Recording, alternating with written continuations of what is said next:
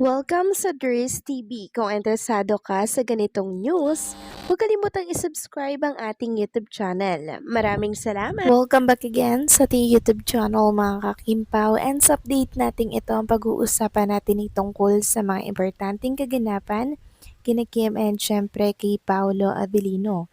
Good news to mga kakimpaw dahil meron po tayong ilalapag na picture ni Kim Chu. Kuha po yan sa Paris, France mula po sa isang Kim Pao fans. Pero bago po ang lahat, maraming salamat muna sa inyong patuloy na pagsuporta at pagsubaybay sa mga daily update natin. Kaya naman bilang pasasalamat, narito po ang ilang napili kong komento patungkol ito sa naging previous update. Unang komento mula po ito kay Ginang Mila Valentine. Sabi niya, "Hi Mr. Praying that Kimpa will be included sa ASAP Australia dahil I purchased 4 diamond ticket which cost me $2,000 for day and night shows. Dahil sa Kimpaw ay pag wala ang Kimpaw, I will request refund or resell my ticket. But if Kimpaw is included, I'll buy more tickets. So maybe they will still include Kimpaw with the next announcement. So siguro kasama pa sila and waiting." Tama po kayo dyan, Ginang Mila Valentine. Siguro pang last na naman nila i-anunsyo si Kim and si Paolo Avellino para po yan sa ASAP Australia.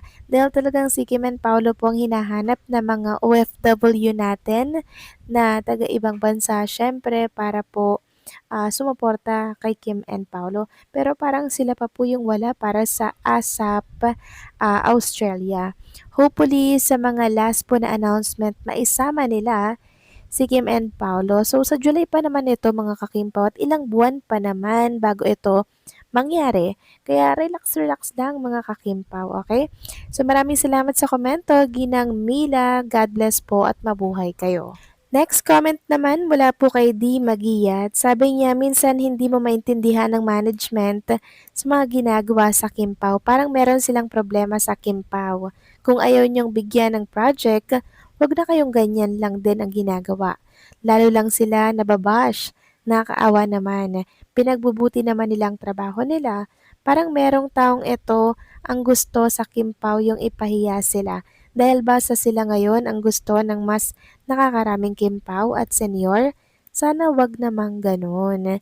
So maraming salamat sa komento, Ginang Di Magiyat. So kung tinutukoy po ninyo dito ay ang paglipat po ng Di Alibay dito po sa second slot simula po sa Lunes. Wala pong problema yan, Ginang Di Magiyat, dahil para siguro bigyan ng daan itong bago nilang series na Blood versus Duty. Pero sana mga kakimpaw, patunayan po nilang tama yung paglipat nila dito po sa Di Alibay. Patunayan po nilang mas mataas ang magiging ratings and syempre mga TV advertisement ng ipapalit sa bagong time slot na 8 p.m.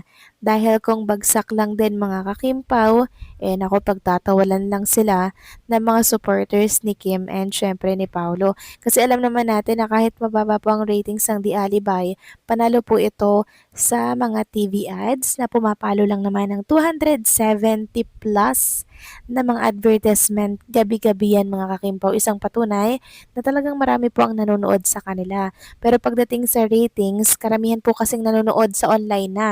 Kaya sa Free TV, mga kakimpaw, mababa po ang kanilang ratings. Pero hayaan nyo na yan mga kakimpaw, focus lang tayo sa mga good news at positivity na mga nangyayari kay Kim and Paolo. Okay? Katulad po ng update natin ngayon. So maraming salamat po sa inyong komento. God bless at mabuhay kayo. So eto na nga, pag-usapan na natin ang mga balita po na nakalap natin sa araw na to ng Sabado. At unahin na natin agad pag-usapan ng tungkol nga dito sa pagkaka-spotted kay Chinita Princess. Dito po yan sa Paris, France. Yes, confirm mga kakimpaw. Kinonfirm na po yan ng iba't ibang Kimpaw fan page dito po sa Facebook. Una na diyang nag-confirm ang Kimpawnatics, sabi niya dito, Together in Paris, confirm. Pangalawang nag-confirm, Kimpaw Kilig Overload. Sabi niya, Together in Paris, confirm. So, parang nirepost niya lang. Pero, mga kakimpaw, sana bulsa sila sa pagpo-post para kumpirmahin na si Kim ay nasa Paris, France, kasama nga po si Chinita Princess. So, ngayon, naganap tayo ng mga patunay or pruweba kung ano ba yung picture na tinutukoy nila mga kakimpaw na pinag-uusapan ngayon sa mundo ng social media. And nakita nga natin na tama mga kakimpaw. May picture nga na lumabas si Kim Chu bago lang ito. Kuha po ito sa Paris, France. Hindi po ito throwback mga kakimpaw katulad po ng mga picture ni Chinita Princess taong 2022 na kung saan nag-Paris, France din po siya. Ngayon talagang 2026, may bago siyang entry mga kakimpaw. Sabi nga dito, si Kimi daw yan ha. Alam niyo naman ang edited sa hindi. Dinirepost ito, nahiyang ka dyan Kimi, look stunning and beautiful. Ang saya ng puso ko, knowing ka na, asan ka ngayon. Enjoy the rest, your vacation, hashtag Kim Pao. And may nagtanong na din po sa ChatGPT kung saan nga ito. Sabi dito, based on the details in your photo, this is very likely in France, probably in a city like Paris or another European urban area. Here's why. The green cross sign behind is a well-known symbol of a pharmacy in Europe, especially in France, where it's called pharmacie.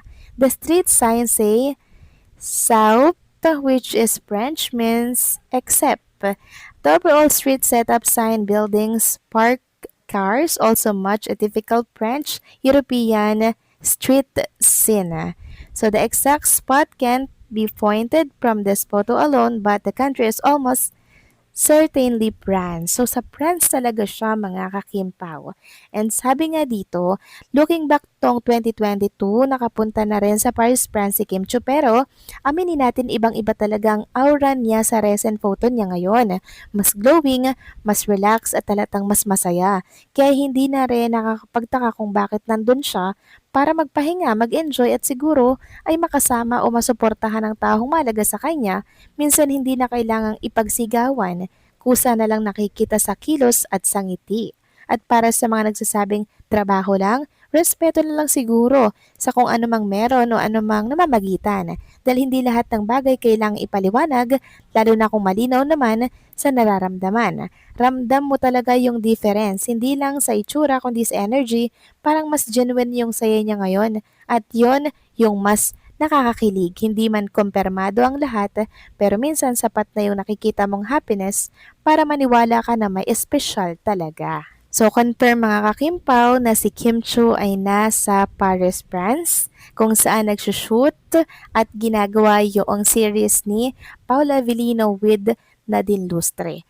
So, ayan na po ang pruweba mga kakimpaw. Nagkalat ito ngayon sa mundo ng social media. Kaya naman kilig na kilig ang mga Kimpaw fans at sobrang saya sa bagong paayuda po na lumabas ngayon sa mundo ng social media. At dahil nga po dyan, ginawan po agad ni Carlos Miguel ng edited picture ang picture na to ni Kim Chiu with Paula Avellino naman. Para nga naman makita nating magkasama talaga sila. Sabi niya nga dito, dahil love ko ang Kim Paulandia at Kim Pao, kaya ako nag-adjust. Alam nyo na yan. So, sinama na po si Paulo sa recent picture ni Chinita Princess dito po sa Paris, France para nga naman sulit at 100% yung kilig natin ngayon. So, kayo ba anong masasabi ninyo dito mga kakimpaw? Please comment down below.